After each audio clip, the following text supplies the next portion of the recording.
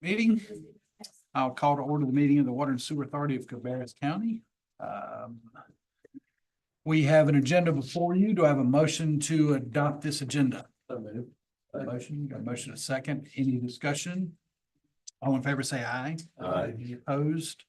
I think that motion carries. All right, well, let's get an update from Mr. Von Cannon. Right. Good to see everybody this evening. Just a couple quick updates. One, I want to just kind of let you guys know the ribbon cutting was held. I think quite a few of you were there. I think it was a very successful event. Had a beautiful day. Great opportunity for a highlight our plant. Had quite a number of people take tours, which I think was good. I think that pays dividends in the long run when people see the site and see the size of the site and everything. So that was definitely a success. It was really happened just like this project's happened. Brown and Caldwell did their part, Crowder did their part, our wonderful staff did our part, and it just came together and it wasn't too burdensome on anybody. And so it was a good kind of example of how the project's gone. So thank you for anyone that was able to make it. If you weren't able to make it, or if you just want an extra one, on the table and there's some of the giveaways that we had. So the mug and the poop emoji, stress ball. So make sure, especially if you didn't get one, if you weren't there that day, to grab one, or if you want to get an extra one, you certainly can, if you want to. We did have our family fun day last week. We had to cancel that because of the storm and the rain, and moved it back about a week and a half later. Luckily, still had great attendance. Had about 100 people, employees and families show up.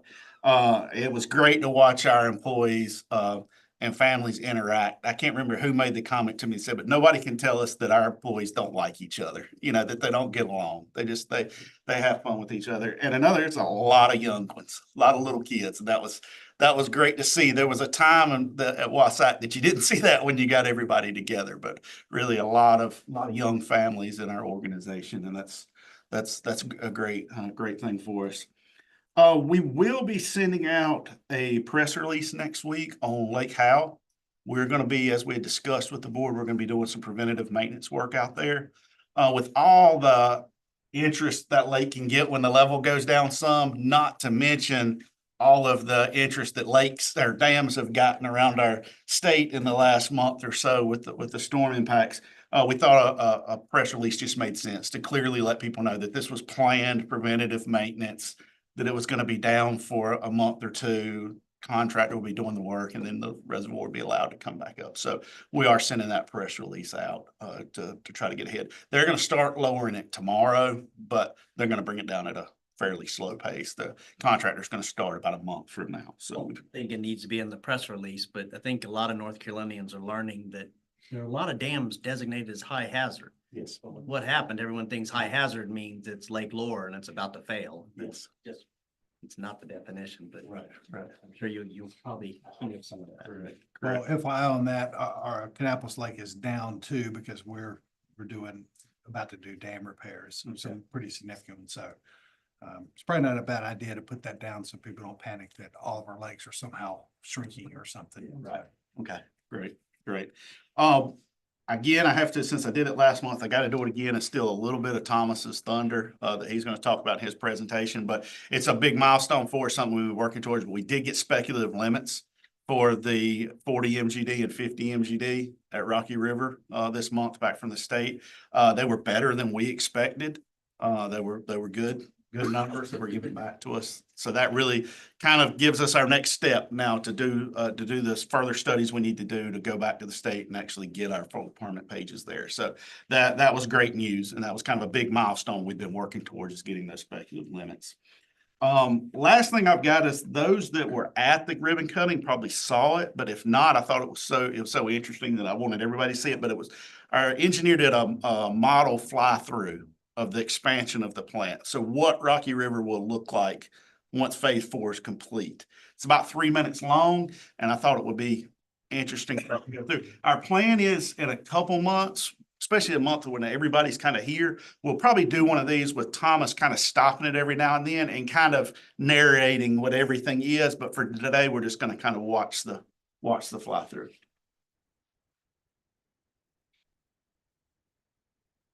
If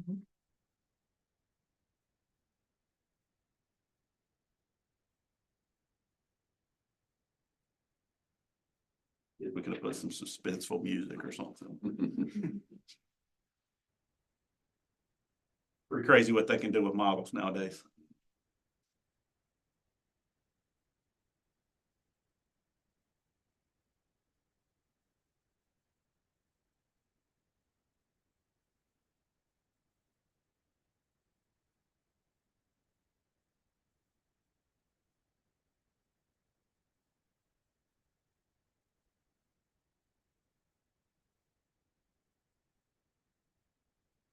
So those are the blowers that will provide air to the aeration basin.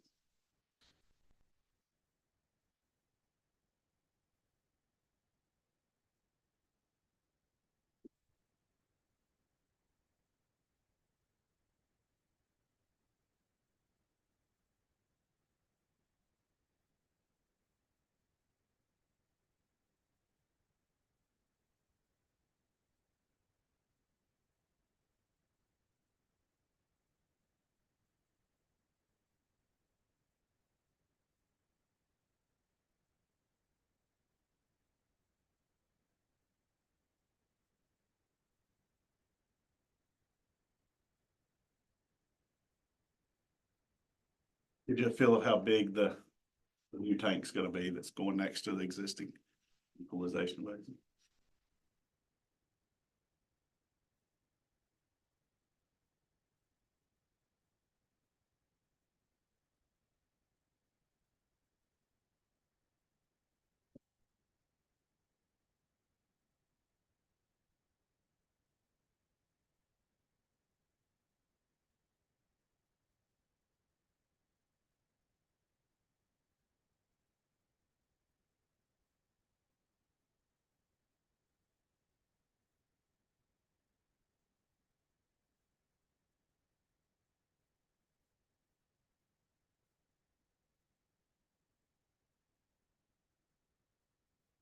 Dad, is that just phase 3 or is that phase This includes phase 4. includes phase 4? Yes, sir.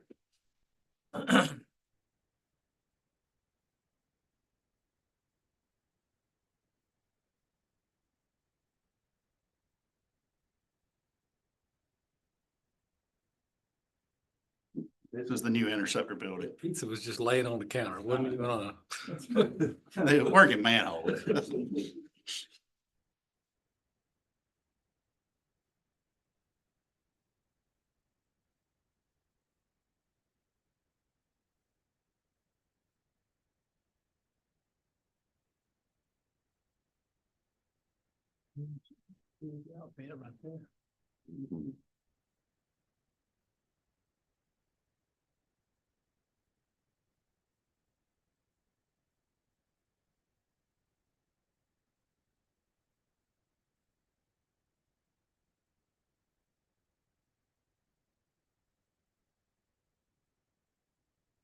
I thought that was pretty neat to kind of give you a feel of what all the plant's gonna look like when it's done. We're looking forward to having that much green grass again and black pavement.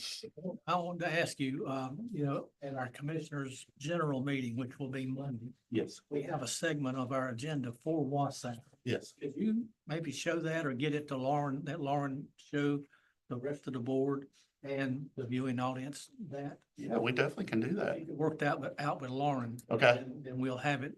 I'll make sure when I give that WSAC report, we can show that short little video.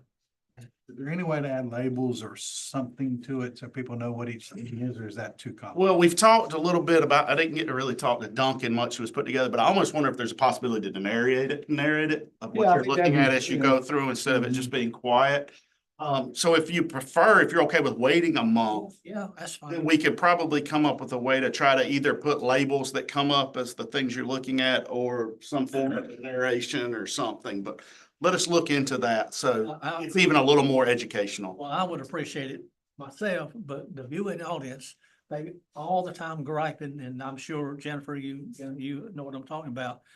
They want transparency. You do this, you do that, you build this, you do that. Don't ask us, don't tell us. And, you know, I think we probably need to try to do a little bit better. Yep. So then if we could do this, that would. Okay. Let us look into that and work with that, and I'll communicate with the board to let them know, let you know what we find out and what we can and can't do. I like All right. That's all I had. Okay. While we're sort of having a general discussion, I did have a request. It's probably as good a time as any. Mr. Hennett, has ongoing conflict with Thursdays for this board meeting that's coming up. It's gonna be preventing him from coming to some of them. He asked, would the board consider moving our meetings to the third Wednesday of every month? There may be other conflicts, and that's a moot point, but you have to tell me right now. Maybe look at your calendars and let me know if you have any real conflicts. In perpetuity Yeah, or just I for, think, well, yeah. Sure, we could move back at some future date, but foreseeable future. So he knew it was kind of a crazy ask, but don't want to pass them on. So just let me know if you are comfortable with that or have conflicts, and then we'll. All right. All right, we have approval of the minutes from September 19th meeting. Do I hear a motion to approve? So moved. Motion. Second. Second, any discussion? All in favor, say aye. Aye. Any opposed? All right, that motion carries. Okay, Chad, we have some condemnations. So as we remember, we were doing the Cottle Creek project was bid in two phases, phase one and phase two. With the bidding environment, when we originally were going through this and acquiring properties, we were thinking we were only going to be able to do phase one. Then we've got some very favorable bid results back on our bid. Are actually going to be able to do phase one and phase two and the Back Creek project as well. With that, we are having to acquire the right of way for phase two. We have the permanent right of way acquired. That has been acquired for some time. This is mainly limited to temporary construction entrances, temporary laydown areas, and I think a permanent access or two potentially that we want to add there. We're trying to do this fairly quickly. With that, we have 8 property owners that we have not been able to reach agreement with. It's my understanding from Mark Lomax and from the company handling the property acquisitions, they feel like there's a really good chance 3, 4, or 5 of these could settle, that we probably will not have to go through the full condemnation process on all 8. In fact, I think it's pretty likely we won't have to. But what we wanted to do was go ahead and get the resolutions approved to handle those, as they come up, to be able to move forward on these. None of these are huge items, huge pieces, not going to be huge settlements. We're not talking about $100,000 and $200,000, $300,000 type impacts here. They're mostly pretty small, but wanted to bring that to the board's consideration. So the ones I looked at, Chad, are they contiguous? Because they're very close. They're not all connected. No, not all 8 of these are connected to each other. The project itself is all connected to each other, but they're not necessarily connected to each And I other. did notice that most of them were temporary easements, which kind of raised the question, why would they be so against? And I just want to make sure that we've covered our bases and offer, counter offer. There's actually several that we haven't, from what I understand, that we haven't been able to get to talk to anyone, like that we're not getting response from. We're not even really getting interaction with. There's several that I think are owned by investor types that are not individual property owners that you would go sit down across their kitchen table and talk to them about it. And one of them a tower site? Yes, I believe so. So it's some of those that are just more difficult to deal with quickly. And so we just want to kind of have our I's dotted and T's crossed. So if it comes to that, we can move down the road of condemnation. So if you do have to move forward with the condemnation, when do you kind of think that'll happen? What does move forward quickly? I would think probably by the end of the year, early next year. This is in the upper part of the project, so it's not holding anything up. But we don't want to get that contractor saying, hey, we'd just like to get our clearing crew on up there, or, drilling crews or whatever else on up there. And then we have to hold them up because we don't have the access available yet. So we're obviously going to try to negotiate and keep it from going to a condemnation if at all possible. I hope so. Yes. Any other questions for Chad? So if it's temporary construction easement, what happens? I mean, you just condemning it temporarily? Like okay. And so it literally like just reverts back once the project is complete or the easement is no longer needed. Correct. Okay. Correct. Other questions? Move to approve the resolutions authorizing condemnation of required property. Motion, Second. second. Any more discussion? All in favor, say aye. Aye. Any opposed? All right, motion carries. All right, Wendy. Happy to answer any questions if you have any after you review them. Any questions about the financials? For Wendy?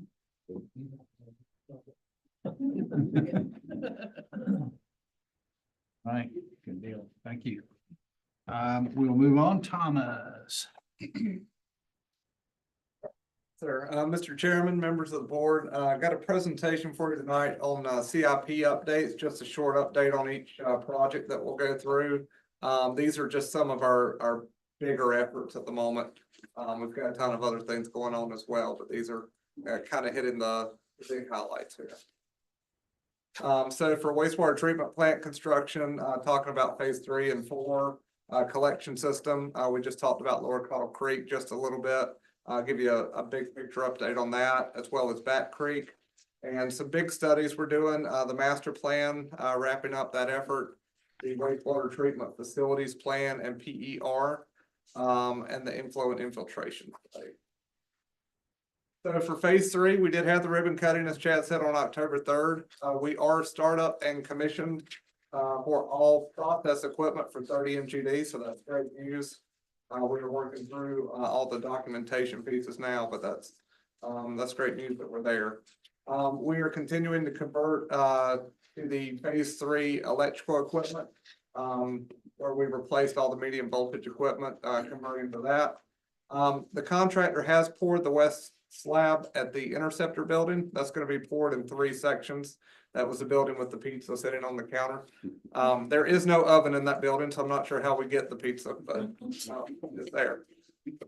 Primary clarifier 4, we're going through and coding and testing the coatings on all our primary clarifiers. They're original to the plant, and we're coding those to keep them working for a while longer. So we're going to continue in the next month, electrical and HVAC work at our thickened sludge pump station. Continue electrical and some stairs, handrails, covers at the gravity thickeners 3 and 4. And then we're gonna move over to coating clarifier number 5 on the primary side. So thickened sludge pump station, gravity thickeners, the Interceptor building, they are under the phase 3 umbrella, but they are not required for phase 3 capacity. So that's why some of that work is ongoing, but we've got the phase 3 capacity at this point. Yeah, so it may be a little confusing for a little while that we're giving phase 3 updates. Phase 3 capacity wise is essentially complete, okay? The phase 3 contract and what is encumbered in the phase 3 contract will not be complete till the second half of next year. So phase 3 work will continue going on, just to keep things confusing. The gravity thickeners were an easy thing that was easy to put into phase 3 as far as the process side to get started towards phase 4. And that Interceptor building is made necessary by a pump station that's going to be part of phase 4. So going to phase 4, we have continued with drive replacement, weir and baffle replacements and coatings on secondary clarifier number 10. We're going through all of our secondary clarifiers and rehabbing them as part of this project. They just shut down aeration basin 5. That's one of our existing aeration basins in preparation for modifications there. So in phase 4, they are modifying each of our existing aeration basins, and this is the first one they're getting into as part of that.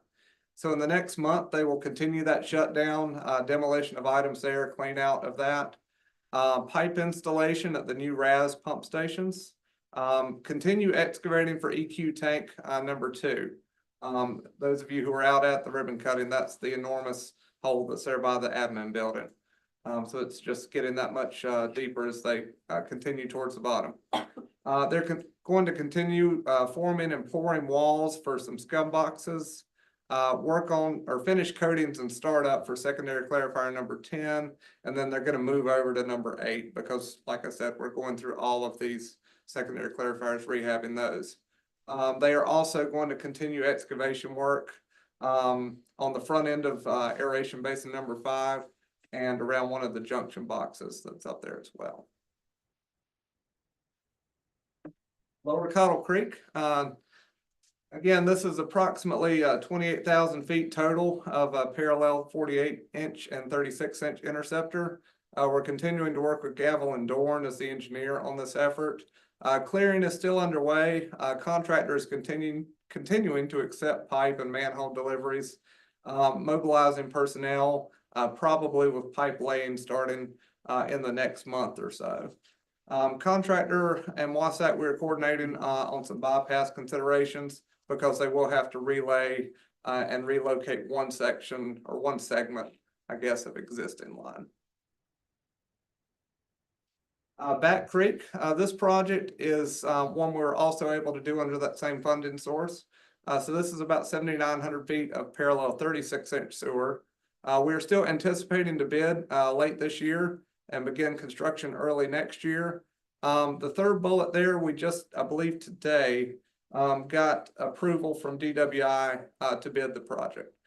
So we were awaiting that. DWI has been backed up with a lot of requests, and so that was good to get that communication from them.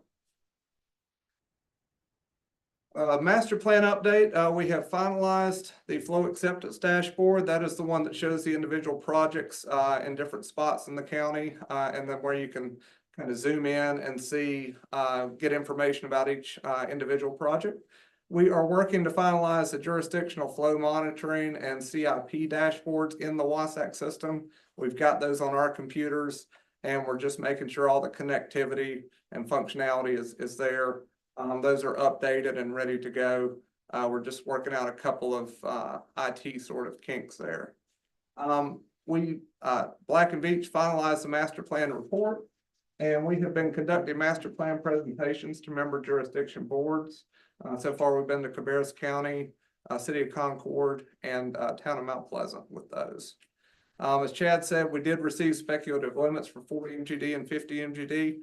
These are the tables for those. Those were favorable limits. We feel like doing the Rocky River model that we completed as part of this project was really beneficial towards that. So Black and Beach is moving forward from this, doing the environmental documentation necessary before they can request the formal permit page for this. So Thomas, real quick, so that means, tell me in this easy to understand language. So spec limits mean that technically we can discharge at those levels as long as we can design to meet those standards. Is that right? Those are the limits the state anticipates having with the formal permit. Okay. These are not a formal permit, Right. but they are a big milestone towards that. Sure. Once we complete all the environmental documentation, they'll give us something that looks a lot like this, that is the formal permit thing. And then we will have permission, you know, as long as we build to meet those. We'd have permission to move forward with that. So that idea of can we discharge 50 MGD into the river is answered. Yes. I mean, we knew it was, but it's officially sort of answered. It's officially answered. So based on these, do we revisit the speculative limits they put on Muddy Creek going to 1 million? We could. That's something we talked about some this week. I think that's something we need to look at. Essentially kind of the juice worth the squeeze. Do we want to eat up any, they've got a lot going on, the state does. Do we want to eat up their time? Do we want to eat up any favors? Do we want to, with trying to go through that or not? And I think that's far enough out, I would know. Right, Yeah. right. It sounds like these are better than that, because those were not, those limits were pretty stringent. Yes, and I think these numbers tell me that the model in the river was worth it. I mean, that's what they tell, that's what it tells me, that without that river model, they would have gone ultra conservative like they did at Muddy Creek. So it's, and these numbers, compared to what they could have been, would have cost us more money, to build a plant to meet those limits.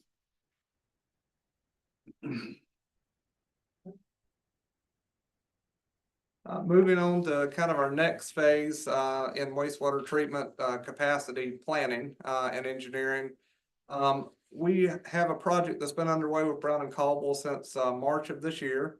And we received and reviewed several, technical memos.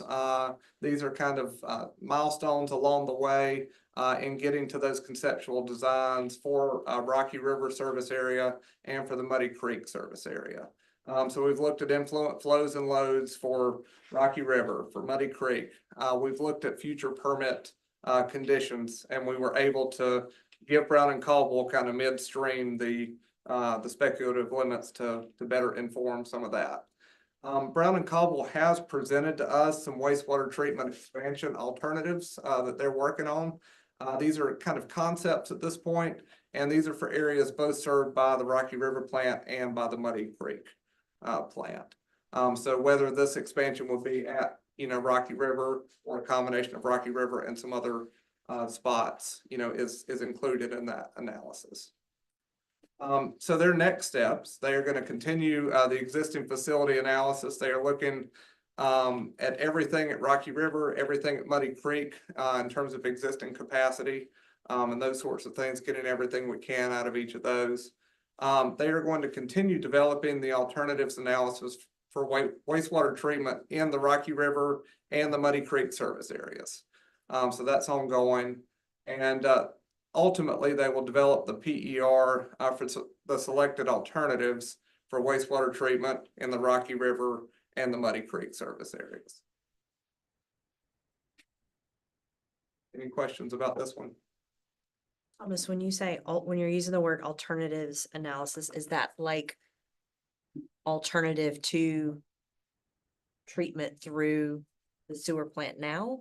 No. Okay, so. It's looking at alternate ways that we can meet capacity needs. Okay. So you could add this equipment, or you could. I gotcha. So it's not an alternative to the treatment facility. Okay. Correct.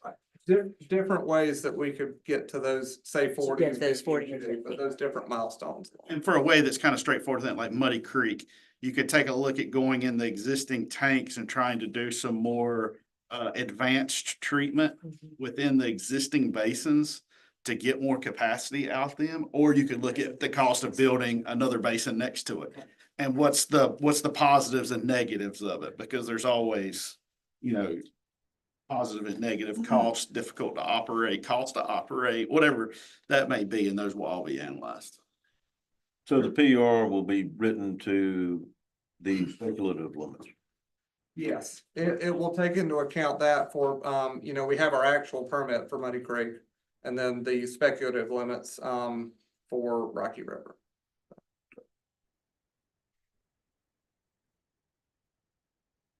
Our inflow and infiltration study, we have received and reviewed some technical memos on that as well. HDR has looked at the permanent flow meters out in the WSACC system, along with a number of temporary flow meters as well.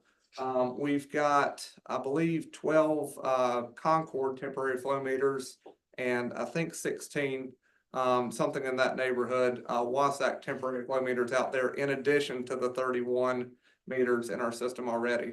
As you know, this summer has been kind of good for extreme rain events, for an I&I study perspective at least. So they have gotten some great data on that, and they have they're working with that now. They're going to meter for a couple more weeks and then move on to more of the I&I strategy development based on all the data they've pulled in off this. And we have moved flow meters once, so we got some data. We were able to move a little farther upstream in the system. The goal over here overall is to narrow down those sources of I&I as much as we can to best define that, and then probably some projects come out of this to further look at some areas and do some design for rehab or those sorts of things. And I think that was, yes, that was it. If there are any questions I can answer? Questions for Thomas? Okay, thank you, Thomas. All right, we will open up this meeting for public comments. Do you have anybody here that would like to speak to the board about any matter? Okay, hearing none, we will move on. I need a motion to go into closed session under GS 143-318-11-1-A4. Motion, second, any discussion? All in favor, say aye. Aye. Any opposed? All right, we are in closed session.